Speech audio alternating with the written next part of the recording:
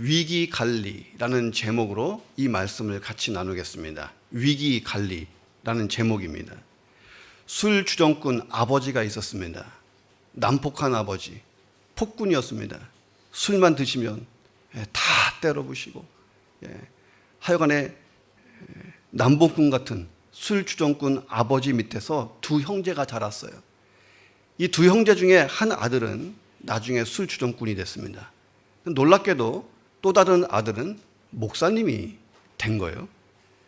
아버지처럼 술 주정꾼이 된 아들에게 이웃 사람들이 물어봤습니다.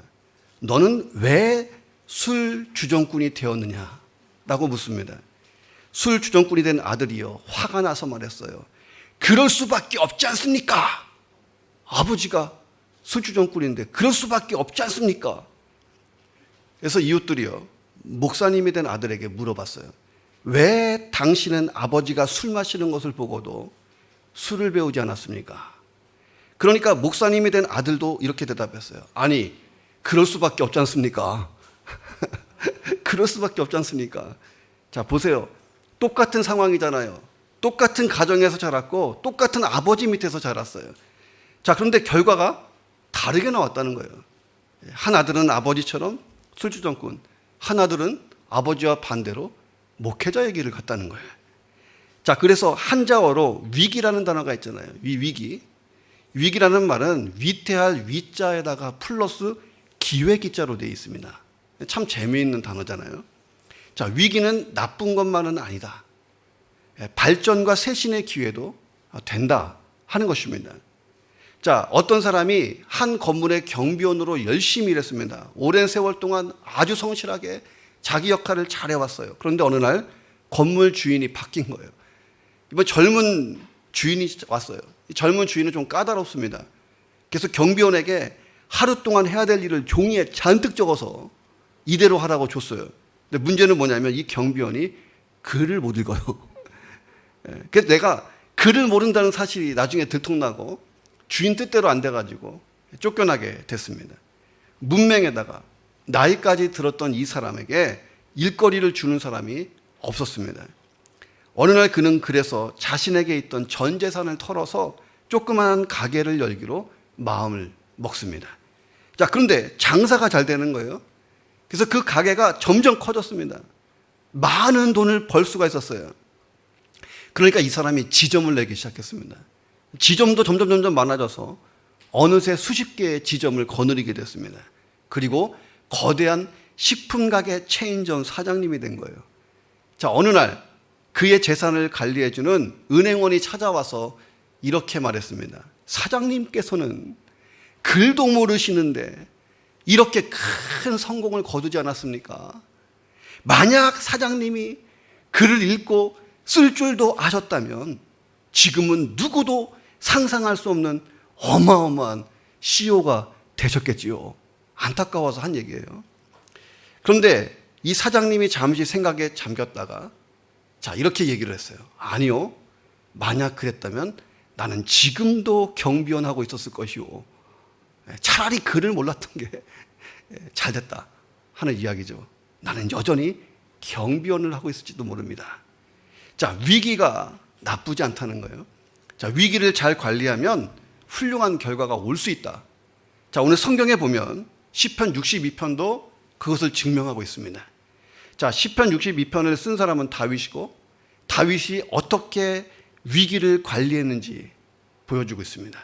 이 시의 배경이 있어요. 다윗이 왜 이 시를 썼는가? 시의 배경이 이렇습니다. 다윗에게 아들들이 있었습니다. 한 아들이 압살롬이었어요. 그런데 어느 날 굉장히 가정 내에서 큰 사건이 벌어집니다. 압살롬의 이복형이었던 암논이라는 이 아들이 자기의 친누이인 다말을 강간해요. 그리고 버립니다. 여기에 그 오빠 압살롬이요 격분해갖고 암논을 죽입니다. 분노가 충분히 이해돼. 내 여동생이 당했으니까. 그런데 살인이잖아요. 용납할 수 없는 큰 사건이 터진 것입니다. 자, 그 길로 아버지를 피해서 압살롬은 도망쳐버립니다. 그리고 몇 년이 지났어요. 세월이 흘러서 이 사건이 점점 묻혀지기 시작합니다. 다윗의 신하들이 간청을 해요. 아들 데리고 옵시다. 다윗도 못 이기는 척하고 압살롬을 받아주게 됩니다. 자, 그런데 이 압살롬의 죄가요, 회개하지 않으니까 계속 이스라엘 속에서 자라나기 시작했던 것입니다. 그래서 결국은 아버지를 반역하는 천인 공노할 사건이 터지게 된 것입니다. 자, 압살롬의 죄는 다윗과 이스라엘 민족이 함께 키운 죄예요. 자, 압살롬을 징계하지 않았잖아요, 다윗이. 그러니 막대먹게 자란 거예요.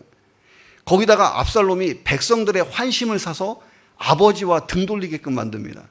그리고 서서히 아버지를 축출할 날을 준비하고 있었다 하는 거예요. 그리고 어느 날, 결정적인 날에 반역이 일어났어요. 쿠데타가 일어나서 이스라엘 전체가 혼란에 쌓이게 됩니다. 수많은 사상자가 나왔고, 자, 이스라엘이 혼란한 틈을 통해서 주변에 속국이었던 나라들이 독립을 막 선언하고 나오는 시점이 됐습니다. 이스라엘은 내전 때문에 완전히 붕괴할 위기를 맞고 있었습니다. 다윗이 황급히 아들의 칼날을 피해서 도망가는데 한밤중에 울면서 맨발로 도망갔어요. 왕이 맨발로. 자, 다윗의 인생을 보면 고난의 연속이잖아요. 수많은 대적들로 인해서 얼마나 많은 인생의 위기를 겪었는지 모릅니다. 자, 그런데 다윗에게 물어보면 당신의 일생에서 가장 힘든 고난은 뭐였습니까? 두말할 것도 없어요. 아들 압살롬이 반역한 이 사건입니다. 생면부지의 사람이나 피가 섞이지 않은 이웃들에게 어려움을 당했다면 견딜만해. 자, 그런데 가장 가까운 자녀가 나를 배신했을 때 당하는 서러움은요, 이게 신음은 상상 초월이었잖아요. 자, 그래서 시편 62편을 비탄시라고 부릅니다. 비탄시. 자, 그런데 이 내용을 가만히 보면 위기 상황 속에서 우리가 하나님에 대해서 어떻게 신앙을 바로 가질 수 있을까에 대한 교훈을 주고 있다는 거예요. 그런 면에서 이 시는 비탄시이면서 동시에 지혜의 시다라고도 되어 있습니다. 다윗은 이 시를 통해서 고난 중에 있는 자기 백성, 이스라엘 백성들에게 자기 간증을 하면서 교훈을 하고 있었던 것입니다. 자, 다윗이 경험한 위기를 5글자로 요약해 보면 총체적 난국이었다. 총체적 난국. 자, 2절에 보면 다윗이 말해요. 내가 크게 흔들리지 아니하리로다. 이 얘기는 뭐냐면 지금 흔들리는 중이에요. 내가 크게 흔들리지 아니하리로다.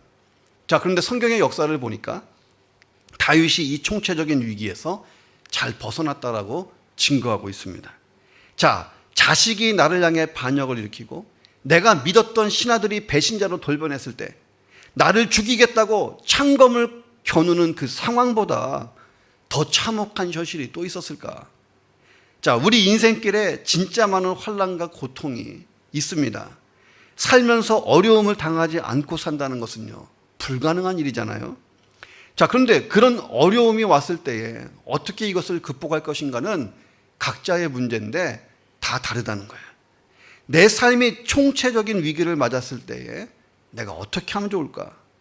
당장은 아니지만 위기가 서서히 다가와서 지금 두려움이 느껴질 때에 내가 어떻게 하면 좋을까? 자, 우리가 다윗의 위기가리를 통해서 자, 이 지혜를 배우는 주일 아침 내기를 주의 이름으로 축원합니다. 자, 인생의 위기관리 어떻게 할 것인가? 이 첫 번째는 하나님만 바라보는 거예요. 여기서 중요한 단어는 하나님도 중요한 단어지만 만자가 중요한 거예요. only, 오직 하나님만 바라본다. 자, 이 압살롬의 사건은 단순히 아들이 아버지를 반역했던 그런 사건 정도가 아니에요. 자, 압살롬에게 붙어있던 사람들과 백성들의 수가 어마어마한 거예요. 자, 그래서 다윗이 대적하기에는 수적으로 밀렸어요. 수적인 열세에 다윗이 놓여 있었습니다. 자, 압살롬의 편에 붙어있던 사람들 중에 다윗이 그렇게 믿었던 사람들이 그쪽에 있었어요.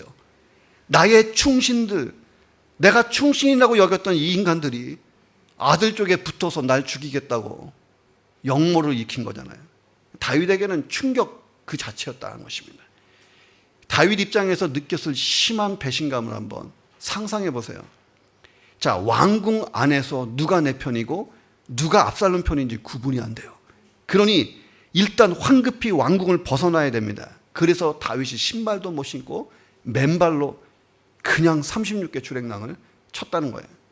자, 다윗이 도피한 곳이 어디냐? 요단 동편 끝이에요. 성지순례 갔다 온 분들은 느낌이 올 거야. 유대광야가 있던 요단 동편 끝입니다. 거기 보면 마하나임이라고 하는 장소가 있어요. 자, 이 마하나임 뒤에는요, 광활한 사막이 쫙 펼쳐져 있습니다. 그러니 압살롬이 총 공세를 하고 전쟁을 걸어오면 꼼짝없이 죽는 거예요. 뒤로 가봐야 사막이니까. 자, 반역자들은 다윗을 제거하기 위해서 마지막 총공세를 준비하고 있었습니다. 이게 얼마나 답답하고 공핍했겠는가. 두려움의 극한을 느끼는 이 상황 속에 다윗이 담겨져 있었습니다. 자, 그런데 다윗이 이런 절박한 상황 속에서 이 시편 62편을 썼다는 거예요. 자, 거기에 뭐라고 써 있냐면 나의 영혼이 잠잠히 하나님만 바라본다. 자, 이렇게 썼어요. 자, 이것은 자포자기가 아니라는 거예요. 세상에서 제일 위대한 사람이 누구냐면 하나님 앞에서 기도하는 사람이에요. 세상 사람들이 보면 진짜 약한 모습, 자포자기한 모습처럼 보여요. 왜냐하면 펑펑 울면서 아시지요, 아시지요 이렇게 기도하니까 약해 보여. 내가 약해 보여. 뭐 이런 게 요새 유행이잖아요. 약하지 않습니다. 기도하는 사람이 강한 거예요. 자, 다윗은 자포자기한 것이 아니라 절대 믿음을 보여준 거예요. 믿음의 한계, 끝, 극치를 보여준 것입니다. 다윗은 요동하지 않고 우왕좌왕하지 않고 그냥 하나님 앞에 엎드린 것입니다. 이 다윗의 심경을 폭풍 속의 고요, 자, 이렇게 표현할 수가 있습니다. 아무리 강심장을 가진 사람도 죽을 위협이 다가오면 두려워하고 요동치는 거잖아요. 자, 근데 겉으로 내색하지 않아도 마음이 막 심히 흔들리는 게 당연한 거잖아요. 그런데 다윗의 마음이 잔잔한 호수 같았다는 거예요. 자, 위기의 순간에 누가 믿음의 사람인지를 딱 볼 수 있어요. 이 사람 저 사람 찾아다니고 호호 막 왔다 갔다 막 파닥파닥파닥 하는 사람이 있는 반면에 다윗처럼 그냥 하나님 앞에 딱 엎드려 있는 사람이 있다는 거예요. 자루나 우르나 치우치지 않고 흔들리지 않는 사람이 있다는 거예요. 자, 다윗이 그렇게 할 수 있었던 이유가 뭐냐면 하나님은 전지전능하시다. 자, 이거 믿고 기도한 것입니다. 자, 이 상황을 좌지우지하고 내 생명을 주관하는 자는 압살롬이 아니고 저 반란군이 아니고 하나님이 이 모든 상황을 다스리고 있다. 주인이시다. 이거 믿은 거예요. 그래서 다윗이 말합니다. 나의 구원이 그에게서 하나님께로부터 나오는도다. 이렇게 고백했던 것입니다. 하나님이 이 상황의 주인이시다. 자, 다윗이 그렇게 얘기해요. 그래서 나의 영혼이 잠잠히 하나님만 바라본다. 자, 이렇게 고백하는 것입니다. 잠잠히 바라보는 것은요, 인간적인 방법을 포기하는 것을 뜻합니다. 그리고 하나님의 방법을 기대하는 거예요. 자, 우리가 위기를 만났을 때요, 위기 자체는 문제가 아니에요. 성경에 보면 각자가 감당할 만큼의 위기도 하나님이 허락하신다라고 되어 있잖아요. 자, 과연 이 위기 가운데 내가 하나님을 어떤 분으로 믿고 있느냐? 이 믿음이 더 중요한 거예요. 나는 하나님을 어떤 분으로 알고 있느냐? 이게 위기를 빠져나오는 비결이거든요. 다윗의 믿음이 뭐냐? 자, 2절을 같이 읽어보겠습니다. 오직, 시작. 오직 그만이 나의 반석이시요 나의 구원이시요 나의 요새시니이다. 자, 반석과 구원과 요새. 자, 여기에 하나님을 비유했어요. 자, 그런데 이 단어의 배열이 참 재미있고 의미심장하다는 거예요. 가만히 보면 구원이 가운데 있잖아요. 자, 구원 왼쪽에 반석이 있고 구원 오른쪽에 요새가 있어요. 자, 그러니 반석과 요새로 둘러싸인 곳, 여기가 구원의 장소라는 거예요. 자, 적의 공격을 막아주는 안전한 곳, 반석과 요새로 둘러싸인 곳. 자, 다윗은 얘기했어요. 전지전능하신 하나님이 나를 구원하시기 위해서 감싸고 있다. 이거 확실하게 믿은 줄로 믿습니다. 또 다윗이 잠잠히 하나님만 바라본다는 것은요, 하나님은 참 선하시다. 내 인생에 하나님은 참 좋은 것을 주신다. 이거 확실하게 믿은 것입니다. 자, 출애굽한 이스라엘이 홍해 앞에 갔을 때 그들은요, 사면 초가를 당했잖아요. 양옆은 산이라서 도망 못 가요. 뒤에서 애굽 군대가 쫓아옵니다. 자, 앞에는 홍해 바다예요. 제가 중학교 2학년 때 국도극장에서 20개를 보다가 진짜 오줌 나올 뻔했어. 그 홍해 갈라지는 그 얼마나 긴박하게 표현하는지. 지금 봐도 그 필름은 참 명작이에요. 예. 자, 모든 이스라엘 백성들이 크게 두려워하고 거기서 요동하기 시작하죠. 자, 근데 단 한 사람, 모세는 흔들리지 않고 다음과 같이 말씀을 선포합니다. 자, 출애굽기 14장 13절인데 너희는 두려워하지 말고 가만히 있어서 여호와께서 너희를 위하여 행하시는 구원을 보라. 너희가 오늘 보고 있는 이 애굽 사람을 영원히 다시 못 보리라. 근데 진짜 그 말씀대로 됐다는 거예요. 자, 모세가 뭘 믿었냐? 하나님의 선한 역사를 믿었다는 거예요.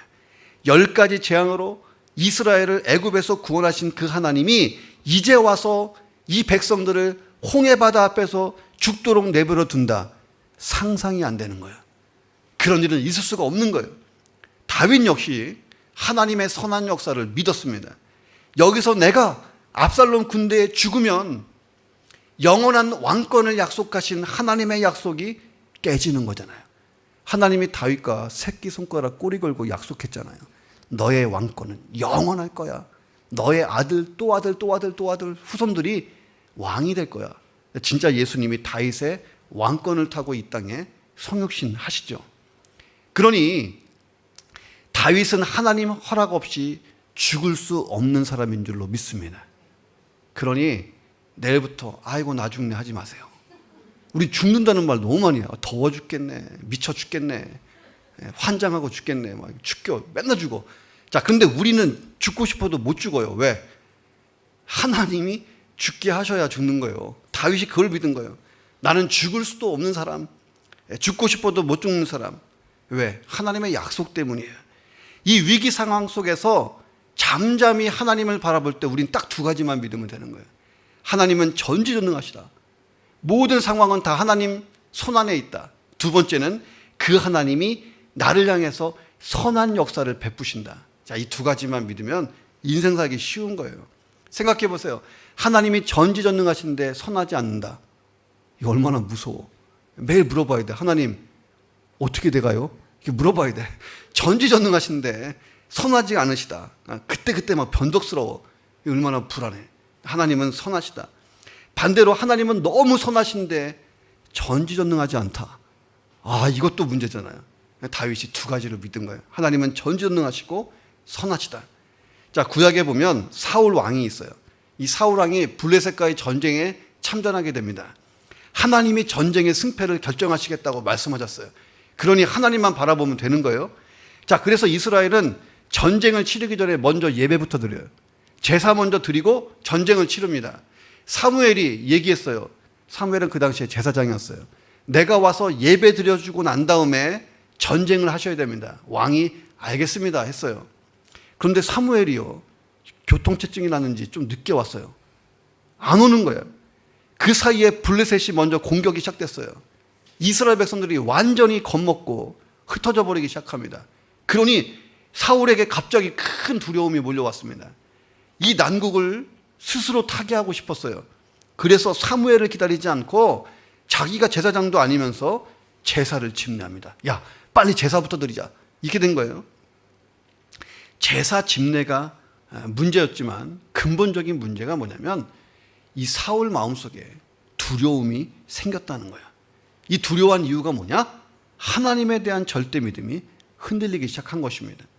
자, 그런데 다윗을 보세요. 다윗은 2절에서 오직 그만이 나의 반석, 나의 구원, 나의 요새다 라고 고백합니다. 중요한 게 뭐냐면 오직 그만이, 하나님만 붙들겠다는 거예요. 자, 그런데 세상은 그렇지 않아요. 세상은 다다익선을 추구합니다. 이 얘기가 뭐냐면 많으면 많을수록 좋다는 거예요. 일본에 오니까 많으면 많을수록 좋은 거예요. 그래서 위기에 처하면 도움이 될 만한 신들을 다 찾아가. 그러니까 일본 사람들은 영험하다는 신사를 골고루 찾아가는 것 같아요. 저기 가면 애 낳는다, 저기 가면 결혼한다. 유명한 데를 찾아다녀. 얼마나 많이 찾아다니는지 몰라요. 나라에 내는 세금만큼 신사에다 내는 헌금이 나올 것 같아요. 제 생각에. 얼마나 열심인지. 하나님도 부르고 부처도 부르고 알라도 부르고 천지 신명도 부르고 다 불러. 다 도와달라고. 또 도움이 될 사람들 이름도 다 불러요. 이 사람도 찾아보고 저 사람 찾아보고. 자, 그런데 근본적인 두려움이 사라지지 않잖아요. 자, 오늘 내가 왜 흔들리는지를 생각해 보세요. 내가 왜 두려워하는가? 자, 하나님 플러스 뭐 하나도 추가하면요, 그건 믿음이 아닙니다. 하나님 말고 다른 걸 추구해도 믿음이 아니지만 하나님 플러스 뭐 하나 추가하면 그 추가하는 것도 믿음이 아니라는 거예요. 두려움은 하나님만 바라볼 때에 사라지는 줄로 믿습니다. 자, 아프리카 최남단에 가면 케이프타운이 있어요. 원주민들이 폭풍의 기슭이라고 불리는 봉우리 하나가 있습니다. 험한 날씨, 거친 앞바다로 유명합니다. 물살이 세고 암석이 많아요. 날이 좋을 때 배를 타고 여기를 지나가는 것은요, 거의 불가능해 보입니다. 자, 그래서 저도 갔다가 희망봉 못 보고 왔어요. 되게 안타까웠어요. 폭풍의 기슭은 원주민들에게는요, 죽음의 바다였습니다. 자, 그런데 이 폭풍의 기슭을 지나려고 시도하는 탐험선이 있었어요. 지도상으로 이곳을 건너가면 무역에서 중요한 인도까지 빨리 갈 수 있는 길이 있다고 탐험대의 선장이 확신을 했어요. 그러나 폭풍의 기슭을 지날 때 폭풍과 팍 세게 몰아치기 시작합니다. 근데 이 선장이 동요하지 않고요, 다시 마음을 새롭게 하고 최선을 다해서 암초를 피하면서 지나갔어요. 자, 그리고 폭풍의 기슭을 딱 지났는데 거짓말처럼 고요한 평온한 인도양이 나온 거예요. 인간 최초로 인도양을 발견한 것입니다. 자, 이 탐험대를 이끌었던 바르툴로메오라고 디아스라고 하는 사람이 자, 인도에 이르는 신항로를 개척합니다. 자, 그래서 큰 명성을 얻었고 이 폭풍의 기슭이라고 불리우는 곳이 지금은 희망봉으로 이름이 바뀐 거예요. 원래는 폭풍의 기슭. 그런데 지금은 희망봉으로 사람들이 부르게 됐습니다. 지금 날씨 좋을 때 사진을 제가 본 거고, 한번 쳤다 하면 어마어마한 곳이라서 못 보고 여행을 끝낼 때도 있습니다. 자, 인생을요, 고해라고 부르잖아요. 현재의 괴로움이 깊고 끝없다. 깊고 끝없는 바다에 비유한 것입니다. 자, 그래서 인생을 살다 보면 우리가 폭풍의 기슭을 자주 만나요. 자, 그러나 나의 반석 구원 요새가 되시는 그 하나님을 바라보고 요동하지 않으면 내가 서 있는 이 폭풍의 기슭이 희망봉으로 바뀔 줄로 믿습니다. 내 인생이 변하고 새로운 내일을 여는 날이 열리는 거예요. 다윗은 1절에서 얘기해요. 나의 구원이, 5절에 보니까 나의 소망이 하나님께로부터 온다라고 고백합니다.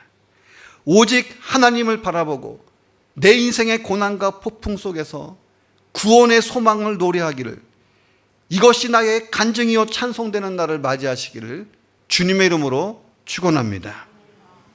자, 위기관리 어떻게 하면 좋을까? 두 번째는 하나님의 음성만 듣는 거예요. 여기서도 중요한 게 만이야, 만. 하나님의 음성만 들으면 되는 거예요. 자, 3절은 다윗이 처한 위기 상황을 적나라하게 보여줍니다. 뭐라고 써있냐면, 넘어지는 담과 흔들리는 울타리 같이 사람을 죽이려고 너희가 일제히 공격하기를 언제까지 하려느냐. 다윗은요, 자기 자신을 이렇게 표현했어요. 나는 넘어지고 있는 담, 흔들리는 울타리. 다시 말하면 내버려둬도 그냥 쓰러질 상황이라는 거예요. 가만히 놔둬도 쓰러질 심각한 위기 상황이라는 거예요. 자, 그런데 압살롬의 반란군은 쳐들어오는 상황입니다. 자, 이 압살롬의 반란은요, 사실 과거에 다윗이 밧세바와 간음을 했잖아요. 자, 이것에 대한 하나님의 심판이기도 했습니다. 사무엘하 12장에 보면 나단 선지자가 다윗을 꾸짖습니다. 하나님의 말씀을 전하는 거예요. 다윗은 밧세바를 얻기 위해서 그의 남편 우리아를 전쟁 중에 죽도록 모의했습니다. 살인 교사 혐의가 붙은 거죠. 그래서 하나님께서 뭐라고 말씀하시냐면, 칼이 내 집에서 영원토록 떠나지 아니하리라. 이래서 압살롬의 반란도 일어나고, 나중에 우리 새벽에 묵상했지만 아도니아 반란도 일어나요. 아들이 2번 다 쿠데타 일으켜요. 압살롬의 반역이 이 일의 연장선에 있어요. 자, 그러나 다윗은 철저히 회개했고 용서받았습니다. 그렇지만 하나님은 여전히 다윗과 늘 함께 했지만 죄의 흔적은 남아있는 거예요. 자, 그래서 하나님께서 우리의 죄를 다 용서하시고 다 덮어주시지만 죄의 결과는 남아서 역사할 수 있으니 죄는 멀리해야 되는 줄로 믿습니다. 자, 어떤 사람이 생각해 봐요. 이렇게 그러면 압살롬이 좋은 일 한 거네. 예. 쿠데타 일으켜가지고 하나님께 쓰임받은 거 아닌가? 다윗이 징계받도록. 그거 아니에요. 이 압살롬은 근본이 사악한 아들이에요. 형을 쳐 죽일 때부터 알아보잖아요. 자, 그는 그의 죄 때문에 나중에 목숨을 잃게 됩니다. 자, 이제 압살롬 군대가 다윗을 향해 총 공격을 하면 끝장이에요. 다윗의 기도가 점점 절박해집니다. 그런데 하나님이 마치 관망하듯이 침묵하시는 거예요. 야, 우리가요, 이와 비슷한 경험을 할 때가 있어요. 나는 죽겠는데 하나님 아무 말씀도 안 하실 때. 자, 구약 성경을 보면 이스라엘 백성들이 이런 위기 상황을 만나면 원망과 불평을 막 쏟아버립니다. 자, 이 습관적인 원망과 불평이 가나안 땅에 못 들어가고 광야에서 40년 동안 생활하게 되는 원인이 되었잖아요. 자, 성경은 말하는 거예요. 하나님이 누구를 골탕 먹이기 위해서 침묵하지 않는다는 거예요. 어떤 사람은 그렇게 기도해요. 하나님 왜 나만 비워해요? 나한테 왜 그러세요? 막 그런 사람도 있고, 왜 내 기도만 안 들어주세요? 저 사람 기도는 들어주고. 하나님 그런 분이 아니라는 거예요.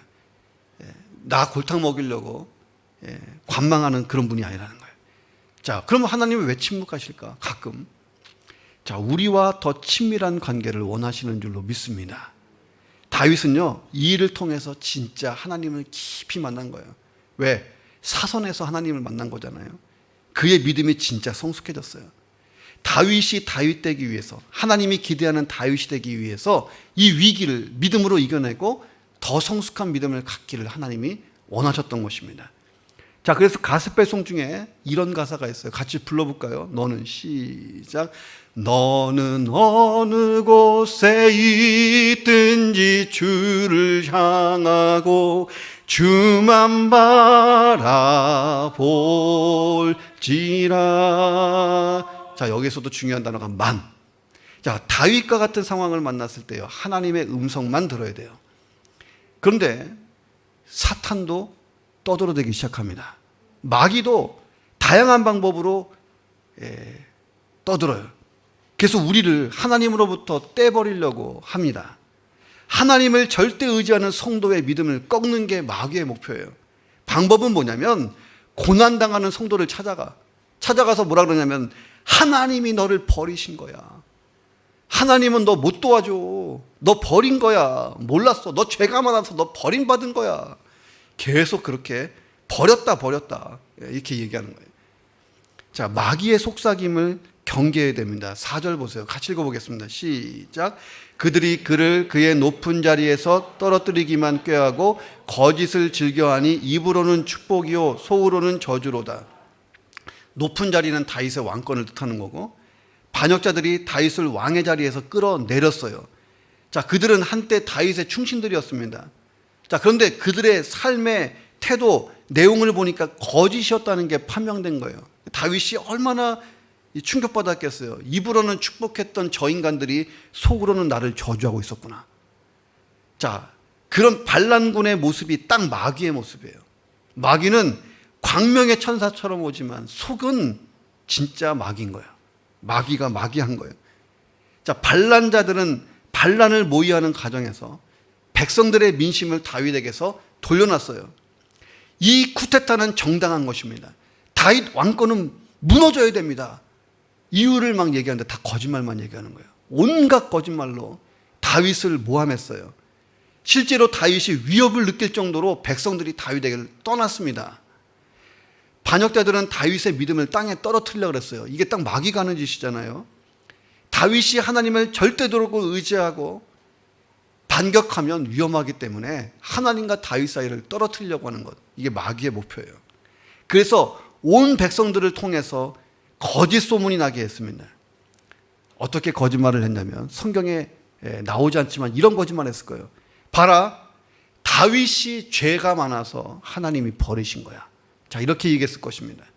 이 쿠데타는 다윗을 제거하려고 하는 하나님의 지지를 받고 있는 쿠데타야.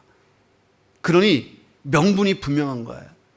압살롬이 왕이 되어야 되고 극악무도한 저 죄인 다윗은 제거돼야 된다. 이렇게 백성들을 설득했을 거예요. 자, 하나님 편은 우리 반란군 편, 하나님은 우리 반란군 편, 하나님은 다윗을 떠났다라고 얘기했어요. 이게 다 거짓말이잖아요. 누가 꾸며냈느냐? 이 반역자들 뒤에 마귀가 있어요. 자, 그런데 다윗은 달리 여기서 극복합니다. 다윗과 같은 상황을 우리가 만났을 때 내가 어떻게 할까? 자, 우리가 이 상황 뒤에서 하나님이 침묵하고 계실 때 원망하고 불평하고 의심하지 않을까 하는 생각이 드는 거예요. 자, 이런 이야기가 있습니다. 어느 날 마귀가 야시장을 열었어요. 지어낸 얘기예요. 야시장을 열었어요. 거기에 정욕, 교만, 자랑, 시기, 다양한 도구들이 있는데 가격표가 쫙 붙어 있어요. 자, 그런데 이 시장에서 가장 비싸게 팔리는 게 하나 있었어요. 그래서 아무에게나 안 팔아. 마귀가 제일 중요시 생각하는 비품입니다. 그게 뭐였냐면 절망이었어요. 절망. 마귀가 제일 좋아하는 거, 절망. 자, 위기 상황에서 하나님의 음성, 하나님의 말씀을 듣지 못하면 마귀의 소리를 듣게 돼요. 자, 인간의 말과 환경을 통해서 마귀가요, 절망의 소리를 계속 쏟아버리는 것입니다. 다윗은 충분히 절망한 환경 속에 있었잖아요. 넘어지는, 무너지는 담, 흔들리는 울타리. 마귀가 좀만 속삭이면요, 다윗은 그냥 주저앉을 거예요. 자, 근데 다윗이 어떻게 합니까? 하나님의 음성만 듣습니다. 이렇게 외쳐요. 나의 영혼아 잠잠히 하나님만 바라라. 무릇 나의 소망이 그로부터 나오는지라. 오직 그만이 나의 반석이고 구원이고 요새시니 내가 흔들리지 아니할 것이다. 나의 구원과 영광이 하나님께 있으니 내 힘과 반석 피난처도 하나님뿐이다. 이렇게 외쳤던 것입니다. 이 다윗의 이 고백이 인간의 소리가 들리고 마귀의 소리가 들리는 위기 상황 속에서 하나님만 바라보는 데에 큰 도움의 고백되기를 주님의 이름으로 축원합니다. 자, 위기관리 어떻게 해야 되는가? 마지막은요, 세 번째, 하나님하고만 통하는 것입니다. 여기서도 중요한 게 만, 하나님하고만 통하는 거예요. 자, 인디언에게 재미있는 풍습 하나가 있었습니다. 참을 수 없을 만큼 화가 나거나 낙심되는 일이 있으면요, 마을 한적한 곳에 가서요, 땅을 구덩이 파고, 그리고 엎드려서요, 구덩이를 향해서 소리를 지르는 거예요. XX 막 욕하면서 막 울고 막 땅을 향해서 저주를 퍼붓고 막 돌멩이 집어 던지고, 그리고 난 다음에 이 구멍을 흙으로 딱 덮고 딱 돌아오는 거예요. 자, 이게 뭐냐면 이 풍습이 분노나 좌절에 붙들리지 말고 거기서 벗어나는 방법으로 사용됐다는 거예요. 저도 그런 적이 있었어요. 동네 형아가 나 자꾸 때리면 집에 와서 복싱 장갑 딱 끼고 벽을 팍 때리는데 벽에다가 형 모양 딱 그려놓고 콱! 그러고 나면요, 이게 스트레스 확 풀려버리는 거예요. 자, 동네 형아들이 괴롭히면 그렇게 했어요. 자, 삶의 위기를 만나면요, 보통 나를 잘 이해해 줄 수 있는 사람들을 찾아가잖아요. 왜? 통하고 싶으니까. 통한다는 것, 이게 이신전심이라고 하는 말과 비슷한 말입니다. 마음과 마음이 통하는 거예요. 자, 그런데 인생을 살다 보니까 내 마음과 100% 통하는 사람이 있냐는 거예요. 바로 내 옆에 있는 남편과 이 아내도 100% 통하진 않잖아요. 자, 그렇게 믿었던 신하들을, 이것들이 압살롬 편에 서서 반역자로 등장했을 때 다윗이요, 아연실색한 거예요. 인간이 싫어진 거예요, 인간이. 그 다윗이요, 마하나임에서 물론 자기를 지지하던 군사들도 있었지만 그냥 하나님하고만 통하기로 작정한 거예요. 자, C.S. 루이스, 유명한 분이죠. 기독교 저술가잖아요. 영향력 있는 기독교인이었는데 원래 C.S. 루이스는 무신론자였습니다. 자, 하나님이 계신 것을 알 수 없다, 이거 주장하고 다닌 사람이 C.S. 루이스예요. 나니아 연대기를 쓰신 분이에요. 자, 그는 이성으로 이해가 되지 않으면 다 거부했던 사람입니다. 자, 이 사람이 문학에 관심이 많았어요. 그런데 성경도 문학 작품 중에 하나로 보고, 야, 내가 세상에 있는 책들 거의 다 읽었는데 성경도 좀 읽어보자 하고 성경책을 가지고 왔어요. 신앙을 위해서 성경책을 읽은 것이 아니고 문학적인 관심 때문에 성경책을 읽기 시작했습니다. 자, 성경을 어디부터 읽을까 하다가 반 딱 쪼갰어. 쪼개면 뭐 나오냐면 시편 나와요. 또 집에 가서 또 해본다. 딱 해보면 절반, 해보면 딱 시편 나와요. 그 시편을 읽기 시작했습니다. 1편, 2편, 3편 읽는데 10편쯤 읽다가 고개를 흔들었어요. 그리고 속삭이는 거예요. 아니, 시가 아름다워야지. 이 시편 속에는 왜 이렇게 거친 단어가 많이 나와? 왜 이렇게 정제되지 않은 언어가 이렇게 많이 나와? 아, 이해가 안 간다. 그리고 시편 기자는 원수가 왜 이렇게 많아? 야, 시편에 있는 이 표현에 경악을 금치를 못했습니다. 자, 거기에 뭐라고 써있었냐면 루이스가 읽은 1편부터 10편 사이에 이런 게 있어요. 하나님, 원수들을 언제까지 가만두시겠습니까? 그 원수들을 죽일 기계를 준비했다가 작사를 내십시오. 루이스가 성경 읽다가요, 성경책 집어 던졌어요. 씩씩거리고, 야, 이 성경 미친 거 아니야? 막 이러면서. 자, 그런데 가만히 생각해 보니까요, 이런 생각이 드는 거예요. 아니, 그게 인생이지. 그게 인생이지. 아니, 살다 보면 원수도 있고, 진짜 죽이고 싶은 사람도 있는 거고, 좌절도 생기고, 야, 그러면 적어도 이 성경은 인간의 감정 앞에서 되게 솔직하구나 하는 생각이 들어서 다시 성경을 들었어요. 성경을 또 읽기 시작했어요. 자, 그러다가 그리스도인이 된 거예요. 자, 먼 훗날 C.S. 루이스가 책을 썼어요. 시편에 대한 묵상이라는 책을 쓰는데 여기서 루이스가 하나님을 이렇게 표현합니다.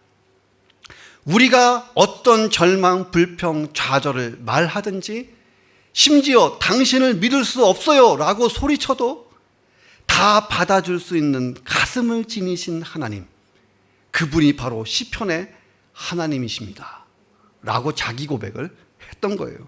뭐든지 다 받아줄 수 있는 가슴이 넓은 하나님, 내가 어떤 절망, 어떤 불만, 어떤 불평, 좌절 다 쏟아봐도 다 받아줄 수 있는 분, 다윗은 그 넓은 하나님의 가슴과 통하기를 원한 줄로 믿습니다. 그래서 하나님께만 쏟은 거예요. 인디언들은 땅구멍에다가 쏟은 거고 다윗은 하나님께 막 토로한 거예요. 다윗이 이 위기를 극복하고 난 다음에 백성들에게 교훈을 하는 것입니다. 8절에 보니까 백성들아, 시시로 그를 의지하고 그분 앞에 가서 마음을 토해라. 하나님이 우리의 피난처시다. 다윗의 고백이에요. 이건 살아있는 간증이잖아요. 시시로 항상 그렇게 하라는 거예요. 도움이 필요하면 하나님 하고 도움이 안 필요하면 내 마음대로 살지 말라는 거예요. 시시로 24시간. 하나님을 떠난 인간보다 불완전한 상태는 없다는 거예요. 자, 때로는 이런 생각 들어요. 내가 이런 사소한 것까지 하나님께 기도해야 되나 하는 생각도 들 때가 있잖아요. 자, 그런데 작은 일부터 하나님께 묻고 또 묻지 못하면요, 큰일 났을 때 하나님께 기도 안 합니다. 그냥 사람 찾아가요. 그래서 평소에 자질구레한 작은 일부터 하나님께 기도하는 사람들을 보면 진짜 큰일 벌어졌을 때도 기도하고 있어요. 평소에 그런 거 기도하지 않는 사람은요, 진짜 큰 위기가 오면 기도할 것 같은데 뒤로 놔둬그러집니다. 자, 사람들은요, 보통 큰일이 벌어지면 센 사람을 찾아가잖아요. 센 사람, 나보다 나은 사람을 찾아가요. 근데 다윗은요, 우리에게 9절에서 이렇게 얘기해요. 자, 9절 같이 읽겠습니다. 시작. 아, 슬프도다. 사람은 입김이며 인생도 속임수니 저울에 달면 그들은 입김보다 가벼우리로다. 자, 이 말을 한마디로 요약하면요, 입김보다 가볍다. 사람이 얼마나 신뢰할 수 없는 존재인지에 대해서 얘기한 거예요. 내가 평생 믿었던 저 신하들이 나를 죽이겠다고 칼을 들이대는데요, 사람이 싫어지잖아요. 사람이 얼마나 신뢰할 수 없는가. 내 아들놈이 나를 죽이겠다고 나왔으니, 이거 경험해 본 사람은 알잖아요. 배신당해 본 사람은 알아요. 자, 쓰라린 배신을 경험한 백성이 다윗이 백성들에게 말하는 겁니다. 하나님 앞에서 마음을 토하라. 하나님만 우리의 피난처시다. 자, 사람에게 말하고 의지할 시간에 하나님을 찾으라는 거예요. 왜? 하나님이 진짜 피난처니까. 자, 오늘 나는 예배 끝나면 또 누구를 만나는가? 자, 그러나 하나님보다 안전한 피난처가 없는 거예요. 그러니 먼저 하나님께 토해야 될 줄로 믿습니다. 슬프고 괴롭고 근심되고 걱정되는 일거리, 수치스럽고 악한 것들 다 모든 것 하나님 앞에 내놓고 말씀드리시기를 주의 이름으로 축원합니다. 자, 사소한 것이라도 말할 수 있는 사이가요, 진짜 친한 사이잖아요. 예. 제가 중학교 2학년 때 몸에 변화가 생겼어. 와, 그 친구를 찾아갔어요. 친구가 나도 변화가 있어. 둘이 같이 목욕하면서 이제 우리 어른 되는 거야? 막 이제 그러면서 막 좋아했던 때가 있었어요. 예, 통하니까 사소한 것도 보여줄 수 있는 게 친구잖아요. 자, 성경에 보면 하나님은 우리의 친구라고 나와요. 자, 하나님과 통하면 하나님과 더욱 친밀해지는 겁니다. 그 친밀함이 내 인생의 힘이라는 거예요. 나를 창조하시고 구원하시고 내 인생의 선한 계획을 가진 하나님, 거기다 나보다 나를 더 잘 알고 있는 하나님, 그분과 친밀해지기를 주의 이름으로 축원합니다. 의학 박사 에반스라고 하는 사람이 있어요. 자, 이 사람이 전쟁 중에 군의관으로 출전했습니다. 종군 군의관이 된 거예요. 자, 야전병원에서 근무하는데 한 사병이 중상을 입고 실려왔습니다. 딱 보니까 소생 가능성이 없어요. 자, 그런데 또 다른 군의관이 지나가다가 이 사병을 가만히 보고 무심코 한마디 던졌어요. 뭐라고 던졌냐면, 이 친구 내일 새벽까지 죽지 않으면 희망이 있다. 한번 해보자. 이렇게 하고 지나간 거예요. 마지막 숨을 몰아쉬던 이 병사가요, 군의관의 소리를 들은 거예요. 마음 굳게 먹고 새벽까지 안 죽겠다고 막 발버둥 치면서 몸부림친 거예요. 해 뜰 때까지만 살아있으면 나는 살 수 있다. 자, 이 희망을 가지고 이 죽음을 이겨냈다 하는 것입니다. 이 소망은 그래서 죽어가는 사람도 소생시키는 거예요. 좌절 가운데 있는 사람도 이렇게 세우는 게 소망이에요. 자, 근데 절망은 살아있는 사람도 죽게 하는 게 절망인 것입니다. 마귀가 절망을 제일 좋아해요. 그러므로 세상의 모든 것이 소망을 다 뺏어간다 해도 소망의 근원이신 하나님만 바라보시기를 주의 이름으로 축원합니다. 자, 5절에 보니까 나의 영혼아 잠잠히 하나님만 바라라. 물은 나의 소망이 그로부터 나오는도다. 인생의 거친 풍랑 속에서 내가 하나님만 바라보고 하나님의 음성만 듣고 하나님과 통할 수만 있다면 내 인생은 소망으로 가득 차는 것을 반드시 볼 줄로 믿습니다. 그래서 가스펠송이 하나 있어요. 하나님은 한 번도 나를 실망시킨 적 없으시고 라고 하는 가스펠이 있잖아요. 한 번도 실망시킨 적 없으시고, 그래서 내가 다시 하나님께 소망을 두고 내 인생의 위기 속에서 믿음으로 일어서기시기를 주의 이름으로 축원합니다. 기도하겠습니다. 하나님, 위기가 찾아오고 있습니다. 또 폭풍 같은 위기 속에 우리가 잠겨 있습니다. 하나님, 내가 이제 하나님만 바라보기를 간절히 기도합니다. 하나님의 음성만 듣기를 간절히 결단합니다. 그리고 하나님만 나와 마음을 통하는 역사가 있게 하여 주옵소서. 그러면 통성으로 기도합니다.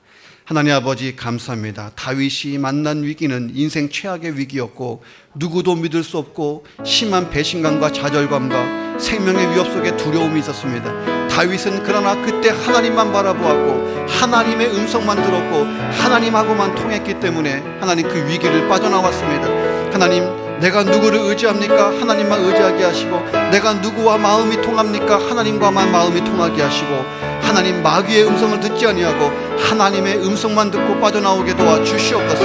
내 모든 위기, 내 모든 환난 가운데에 나를 건져 주시옵소서. 나의 구원과 반석과 요새가 되신 하나님 앞에 간절히 부르짖 사오니 내 인생을 살려주시고 소망으로 가득한 인생으로 변화시켜 주시옵소서.